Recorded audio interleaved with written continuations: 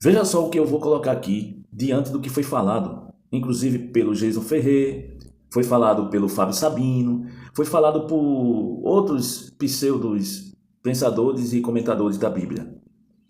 Veja, e eu vou colocar esse assunto de uma perspectiva neutra, apenas histórica, diante do que foi falado. A gente observa no Velho Testamento a questão da blasfêmia contra Deus, né? Está instituído no Velho Testamento e que há uma penalidade para quem blasfema contra Deus, que é o caso, no caso, a morte. E aí, muitos indivíduos aí que são ateus militantes, eles criticam essa forma de penalidade, porque eles acham, de fato, que é muito desproporcional. Ou seja, você blasfema contra alguém e você já recebe a morte logo direto, uma forma punitiva muito drástica diante de uma penalidade que poderia ser apenas um cumprimento, de fato, de uma penalidade mais suave, mais proporcional ao ato de blasfemar. E aí tem muitos ateus que comentam a respeito disso, muitos agnósticos, eu sou um indivíduo que me encaixa nesse direcionamento, e muitas pessoas comentam a respeito disso, né? E muitos indivíduos que são cristãos, judaico-cristãos, judeus, não sabem explicar de fato como a gente pode discernir de forma racional e histórica sobre essa perspectiva. Pois bem, hoje é dia 20 do 8, né? E eu vou trazer uma explicação lógica a respeito disso. Veja, normalmente, de geração em geração, se muda a moral. Algumas sociedades passam mais ou menos 70, 80 anos até para mudar a moral humana. A moral é um costume. E essa moral que é um costume se define dentro de uma sociedade o que é certo e o que é errado. Beleza? Então, a gente sempre passou ao longo da história por essas etapas que vocês observam como o que é certo, o que é errado, o que é moral, o que não é moral, entendeu? O que é justo, o que é injusto, né? E a nossa influência, a influência cristã de definição do que é certo e do que é errado. Só que, com o passar do tempo, vai sendo modificado tudo isso. Entendeu? Porque muda a geração de pessoas, muda as pessoas, muda o pensamento, muda a ótica de visão de mundo, muda uma série de coisas que diz respeito à mudança da moral. E diante disso, né, alguns ateus, quando lê a passagem do Velho Testamento, eles lêem de uma forma totalmente superficial no que se concerne ao campo interpretativo. E não é bem assim. É por isso que eu aconselho todas as pessoas a estudar. Porque eu vejo tanta abobrinha nas redes sociais, tanta coisa que não tem nem pé nem cabeça, de Fábio Sabino, Jesus Ferreira, Antônio Miranda. É muita abobrinha de pessoas que eles atiram para todo lado. Mas, de fato, existe um conhecimento factual a respeito sobre esse assunto e de forma histórica e plausível.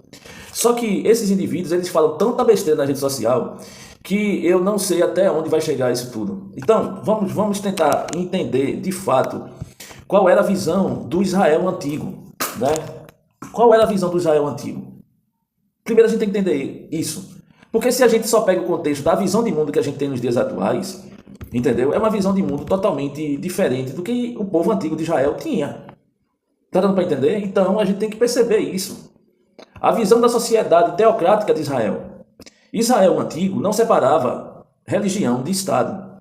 Até o momento da nossa sociedade existia essa junção de Estado com religião. Israel antigo não era diferente, era um Estado teocrático. Vocês estão entendendo aqui um Estado teocrático? Aonde simplesmente Deus, ele é o Estado e o Estado é Deus. Então a gente tem que entender dentro dessa perspectiva dessa forma. Entende? Israel antigo ele não separava religião de Estado. A lei de Moisés era ao mesmo tempo lei civil, penal e religiosa. Então, diante dessa situação, a gente tem que entender que, veja, a lei de Moisés era ao mesmo tempo civil, era ao mesmo tempo penal, aplicava a penalidade e também religiosa, da transcendência do homem, certo, sobre o meio a qual se vive e a relação dele com o divino. Então, a gente tem que entender isso para a gente não ser drástico na forma de discernir sobre o assunto. Blasfemar contra Deus dentro de uma sociedade teocrática não era apenas ofender a fé de alguém, como a gente observa hoje, que a gente tem essa compreensão hoje.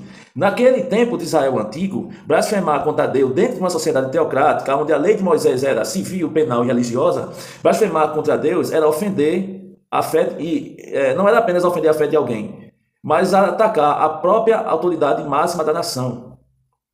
Vocês estão entendendo? Era como se fosse atacar a maior autoridade da nação. E qual é a maior autoridade da nação onde o Estado é teocrático? É o rei. Então, ofender, certo, a fé de alguém, ou blasfemar contra o Deus, que era ao mesmo tempo Estado, ele era como se fosse uma penalidade de morte. Era uma penalidade de morte. Porque você estava atingido, ao mesmo tempo que atingia a fé do Estado, e o Estado era todos os povos e que tinha uma monarquia, era também ofender ao rei. Está dando para entender aqui o raciocínio? Então, quando eu vejo esses indivíduos falando um monte de besteira aí nas redes sociais, dá vontade de vomitar. Porque esses indivíduos, eles não debatem comigo cara a cara, tete a tete, porque vai passar vergonha. E eu não estou dizendo isso com uma arrogância, eu estou dizendo isso porque tem um monte de gente que assiste vídeos nas redes sociais, mas eles não sabem discernir sobre tic-teco. Entende? São pessoas que basicamente vai no oba-oba ou vai por conta de militância. Então eu não vou por esse viés. Entende? Então, a partir do momento que ofendia ou blasfemava a Deus, ofendia o Estado e ao rei também ao mesmo tempo. Então, logo, equivalia a uma espécie de alta traição. Não era baixa traição, era alta traição. Veja só, em muitos países hoje, a pena para traição é morte. Na sociedade moderna que a gente vive, na sociedade evoluída que a gente vive hoje, em alguns países, a traição é a morte. A penalidade para a traição é a morte. Portanto, naquele período antigo, do Israel antigo, onde era uma monarquia, era religião e Estado, era uma coisa só, era tudo junto, o raciocínio do povo daquela época não era desproporcional. Está dando para entender? É dentro dessa perspectiva. Entende? A questão no peso do nome divino. A gente sabe que o nome divino de Deus é Yod-He-Vav-He, YHWH. Entende? É o nome divino de Deus. No pensamento do povo antigo, o nome hebraico, o nome de Deus, Yod-He-Vav-He, não era apenas uma palavra. Não era apenas uma palavra, apenas o uso da palavra Yod-He-Vav-He, não. Mas a manifestação da presença e do poder de Deus no meio daquele povo ali. Veja, vou repetir de novo, eu não sei se você compreendeu.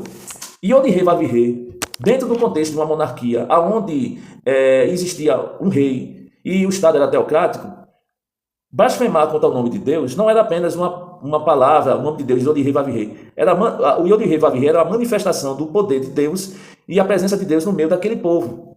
E como era o Estado e o Estado e a divindade era uma coisa só, porque era um Estado teocrático, e tinha o rei por detrás de tudo isso, que era a monarquia, profanar de fato o nome de Deus era visto como destruir a base espiritual que sustentava a vida daquela comunidade. Está dando para entender aqui? Era algo cósmico e não só apenas no quesito social. Como se fosse, por exemplo, um rompimento com a fonte da existência. Quando o indivíduo blasfemava contra Deus, era como se ele estivesse rompendo com a fonte da própria existência dele e do povo. Você tem que entender o contexto moral específico de uma monarquia israelita. Proteção, por exemplo, da comunidade. Como assim, Rafael? Como a lei que funcionava, pessoal? A lei funcionava, pessoal, da seguinte forma.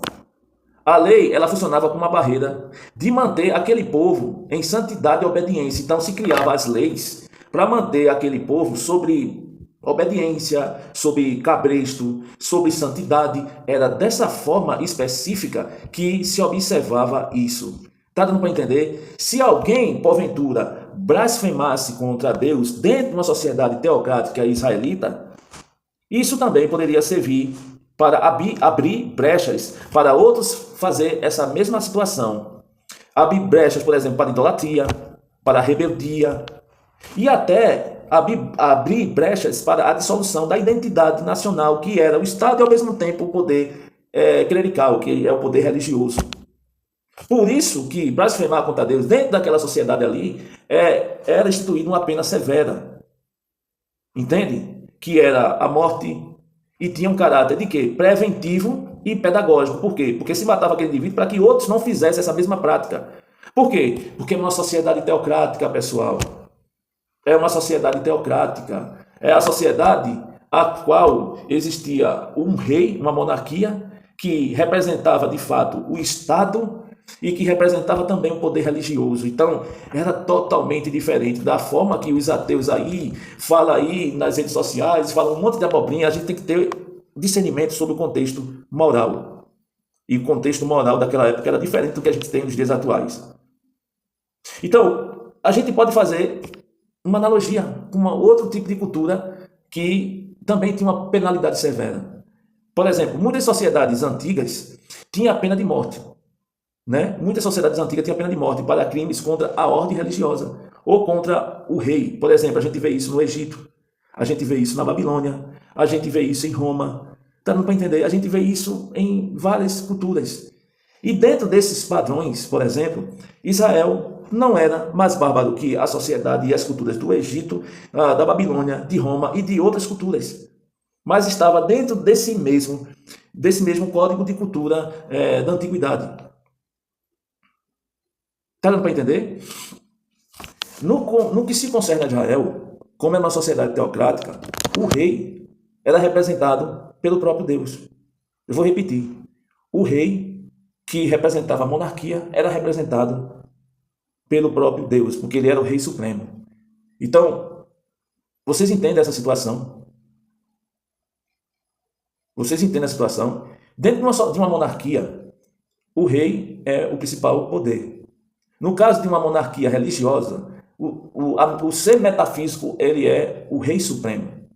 Dentro de uma monarquia terrestre normal, o rei, blasfemar contra o rei, ele se aplicava a pena de morte. A mesma coisa acontecia com uma monarquia religiosa, onde tem um Deus supremo, que era representado por Iodhe Vavirê, e de respeitar isso, ele causava a pena de morte. Por conta de quê? Porque é uma sociedade teocrática. Está dando para entender aqui? Então, assim, quando eu vejo algumas pessoas assim, não se coloca dentro de um contexto histórico aí, entende? E é complicado isso, porque o que hoje a gente observa de forma, pode soar de forma proporcional e bárbara, no contexto daquele Israel antigo, né, o antigo Israel, era visto, primeiro, como justiça necessária para quê? Para preservar a aliança com Deus e a coesão do povo. Blasfemar naquela época era equivalente à traição contra a própria pátria e contra o rei divino, que no caso o rei divino era o próprio Iodhe Vavirê. Portanto, a pena de morte aplicada ao crime de blasfêmia não era percebida como um exagero. E por quê? Mas porque era uma sociedade teocrática e era visto como uma proteção de fé, proteção de identidade e da própria sobrevivência da própria comunidade ali.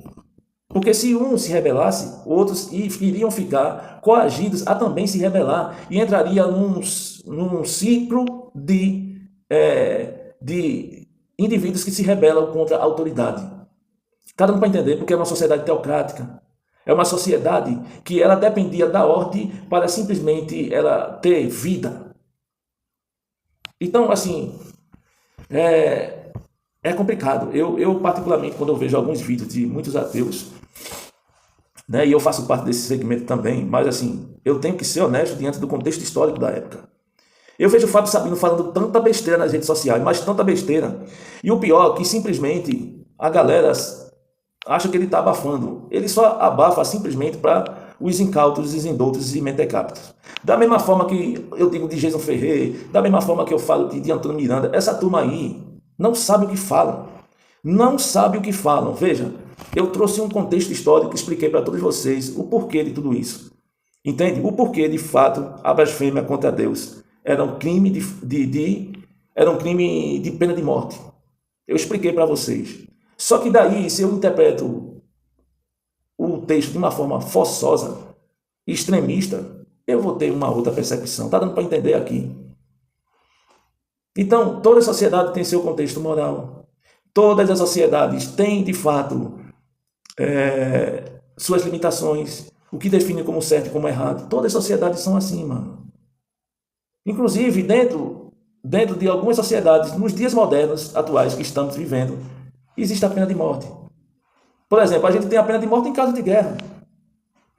Mas quem pediu, de fato, vamos começar a raciocinar, quem pediu para o ser humano guerrear com o outro por conta de terra, que não foi ele que construiu? Então, se a gente começar a racionalizar tudo isso, tá entendendo? A gente vai também ter que questionar as nossas próprias bases morais. Tá dando para entender aqui? Só que aí, quando você lê um texto fora de contexto e não traz a percepção histórica dos fatos, é pano para manga para falar um monte de besteira nas redes sociais. Tá dando para entender? Então a resposta está aí. Eu espero que essa minha explicação traga, de fato, um esclarecimento sobre tudo isso. Porque, de certa forma, se soa de forma desproporcional referente à questão da blasfêmia contra Deus e ser taxado com pena de morte. Por quê? Tem um contexto histórico por detrás disso. Vocês entendam agora. Então é isso, pessoal. Um abraço do professor Rafael Nascimento para todas as pessoas que me acompanham na rede social.